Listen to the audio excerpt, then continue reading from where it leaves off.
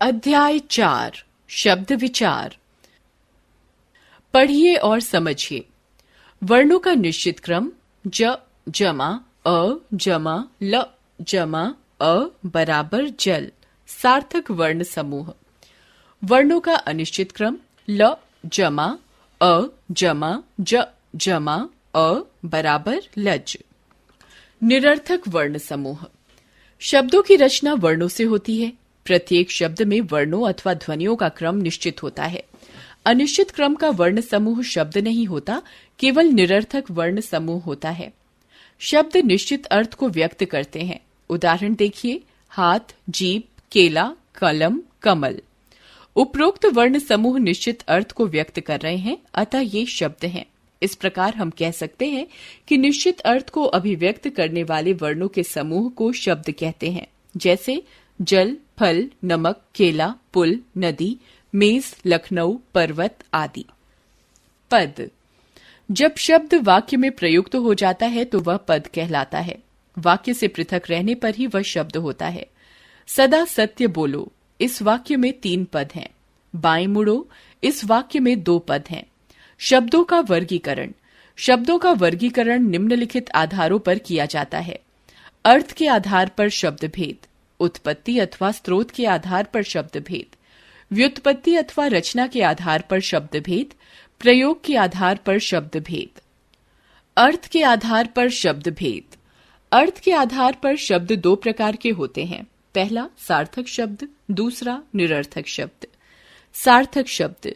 जिस वर्ण समूह का स्पष्ट रूप से कोई अर्थ निकले उसे सार्थक शब्द कहते हैं, जैसे पुस्तक, पेड़, पेड़ा, रात, दिन, करेला आदि। सार्थक शब्द 4 प्रकार के होते हैं। एकार्थी शब्द, पर्यायवाची या समानार्थी शब्द, विलोम शब्द, अनेकार्थी शब्द। एकार्थी शब्द। जिन शब्दों से प्रत्येक स्थिति में केवल एक ही अर्थ समान रूप से प्रकट हो उन्हें एकार्थी शब्द कहते हैं, जैसे रोटी, मेज, आकाश, घोड़ा, हाथी, मनुष्य, स्त्री आदि। पर्यायवाची या समानार्थी शब्द।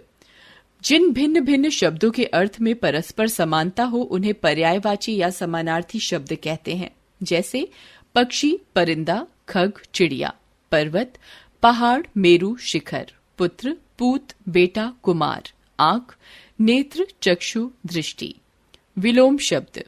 परस्पर विपरीत भाव प्रकट करने वाले शब्द विलोम अथवा विलोमार्थी शब्द कहलाते हैं, जैसे तरुण, वृद्ध, जल, थल, घृणा, प्रेम, गुण, दोष आदि। अनेकार्थी शब्द। जो शब्द प्रयोग के अनुसार विभिन्न परिस्थितियों में भिन्न भिन्न अर्थ देते हैं उन्हें अनेकार्थी शब्द कहते हैं, जैसे घन, बादल, घना, भारी, हथौड़ा। पत्र, पत्ता, चिट्ठी, समाचार पत्र। उत्तर, उत्तर दिशा, हल, जवाब। कक्षा, परिधि, छात्रों का समूह। निरर्थक शब्द। जो शब्द स्वतंत्र रूप से किसी अर्थ का बोध नहीं कराते उन्हें निरर्थक शब्द कहते हैं। ऐसे शब्द प्रायः सार्थक शब्दों के साथ प्रयुक्त होते हैं और उनसे आदि वगैरह का अनुमान लगाया जाता है। व्याकरण में केवल सार्थक शब्दों पर विचार किया जाता है। शब्द युग्म, सार्थक शब्द, निरर्थक शब्द। खाना वाना, खाना, वाना। चाय वाय, चाय, वाय। पानी वानी, पानी, वानी। उत्पत्ति के आधार पर शब्द भेद। उत्पत्ति का अर्थ है जन्म। इस आधार पर यह देखा जाता है कि शब्द का जन्म कहाँ हुआ तथा उसका संबंध कहाँ से है। इस आधार पर शब्दों के भेद निम्नलिखित हैं। तत्सम, तद्भव, देशज, विदेशी, संकर। तत्सम शब्द। संस्कृत भाषा के वे शब्द जो हिंदी भाषा में ज्यों के त्यों प्रयोग किए जाते हैं तत्सम शब्द कहलाते हैं, जैसे पृथ्वी, काक, घृत, जल, रात्रि, दिवस आदि। तद्भव शब्द। संस्कृत के वे शब्द जो कुछ बदले हुए रूप में हिंदी में प्रयोग किए जाते हैं तद्भव शब्द कहलाते हैं, जैसे धरती, कौवा, घी, पानी, रात, दिन आदि। कुछ शब्दों के तत्सम व तद्भव रूप यहाँ प्रस्तुत हैं। तत्सम, तद्भव। उलूक, उल्लू, अध्य, आज, अष्ट, 8, अक्षी, आंख, कूप, कुआं, हास्य, हंसी, निद्रा, नींद, नासिका, नाक, बाहु, बाह, चैत्र, चैत, दिवस, दिन, गृह, घर, भ्राता, भाई, शाक, साग, भ्रमर, भंवरा। अंगुष्ठ, अंगूठा, आम्र, आम, कुंभकार, कुम्हार, कृषक, किसान, ग्रंथि, गांठ, कच्छप, कछुआ, अश्व, घोड़ा, कपोत, कबूतर, जंघा, जांघ, चंद्र, चांद, घट, घड़ा, कर्ण, कान, श्रावण, सावन, घृत, घी, उज्ज्वल, उजला। देशज शब्द, जो शब्द परिस्थितिवश देश की विभिन्न भाषाओं से हिंदी में अपना लिए गए हैं, देशज या देशी शब्द कहलाते हैं। जैसे लड़का, बेटा, सास, दादी, झुग्गी, जूती, डिबिया, पगड़ी, धोती आदि। विदेशी या आगत शब्द, जो शब्द विदेशी भाषाओं से हिंदी में आ गए हैं उन्हें आगत या विदेशी शब्द कहते हैं। जैसे stool, coat, muffler, sweater, police station, master, pen, कैंची, औलाद, कमरा, किताब, चाय आदि। ऐसे ही कुछ शब्द यहाँ दिए जा रहे हैं। अंग्रेजी से car, button, driver, coat, board, shirt, bus, plate, tie, television आदि।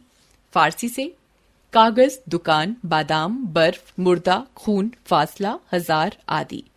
अरबी से मुसलमान, हकीम, हलवाई, जिला, किताब, नकद, इरादा, वकील, औरत आदि। चीनी से लीची, तूफान, चाय, पटाखा आदि। पुर्तगाली से कमरा, तौलिया, अलमारी, फीता, गोदाम, काजू, आलू आदि। व्युत्पत्ति अथवा रचना के आधार पर शब्द भेद। व्युत्पत्ति से तात्पर्य है बनावट अथवा रचना। इस आधार पर हिंदी भाषा के शब्दों के 3 उपभेद किए जा सकते हैं। रूढ़, यौगिक, योग रूढ़। रूढ़ शब्द वे शब्द जो अन्य शब्दों के योग से न बने हों तथा जो किसी विशेष अथवा निश्चित अर्थ के लिए प्रसिद्ध हो गए हों, रूढ़ शब्द कहलाते हैं। इन्हें मूल शब्द कहना अधिक उचित है। ऐसे शब्दों के खंड करने पर उनका कोई अर्थ नहीं निकलता। जैसे कल बराबर क जमा ल, घर बराबर घ जमा र, जूता बराबर जू जमा ता, घोड़ा बराबर घो जमा ड़ा, हाथी बराबर हा जमा थी आदि। यौगिक शब्द ऐसे शब्द जो एक से अधिक सार्थक खंडों से मिलकर बने हों यौगिक शब्द कहलाते हैं। जैसे पुस्तकालय, पुस्तक जमा आलय। वनराज, वन जमा राज, राजकुमार, राज जमा कुमार आदि। योग रूढ़ शब्द जो शब्द अन्य शब्दों के योग से बने हों किंतु जिनसे सामान्य अर्थ का बोध न होकर विशेष अर्थ का बोध हो, योग रूढ़ शब्द कहलाते हैं। जैसे चारपाई, खाट, पंकज, कमल, निशाचर, राक्षस आदि। प्रयोग के आधार पर शब्द भेद। प्रयोग के आधार पर शब्दों के 2 भेद होते हैं। पहला विकारी शब्द, दूसरा अविकारी शब्द। विकारी शब्द विकार का अर्थ है परिवर्तन या बदलाव। वाक्य में प्रयोग करने पर जिन शब्दों के रूप, लिंग, वचन और कारक के अनुसार बदल जाते हैं वे विकारी शब्द कहलाते हैं। विकारी शब्द 4 प्रकार के होते हैं। संज्ञा, सर्वनाम, विशेषण, क्रिया। शब्दों में विकार: संज्ञा लड़का, लड़के, लड़कों, लड़की, लड़कियां आदि। सर्वनाम वह, उसे, उसने, उन्होंने आदि। विशेषण पीला, पीली, पीले, काला, काली, काले आदि। क्रिया बैठा है, बैठा था, बैठेगा, बैठेगी आदि। अविकारी शब्द वाक्य में प्रयोग करते समय जिन शब्दों में विकार या परिवर्तन नहीं होता वे अविकारी शब्द कहलाते हैं। ये संख्या में 4 हैं। क्रिया विशेषण, संबंध बोधक, समुच्चय बोधक,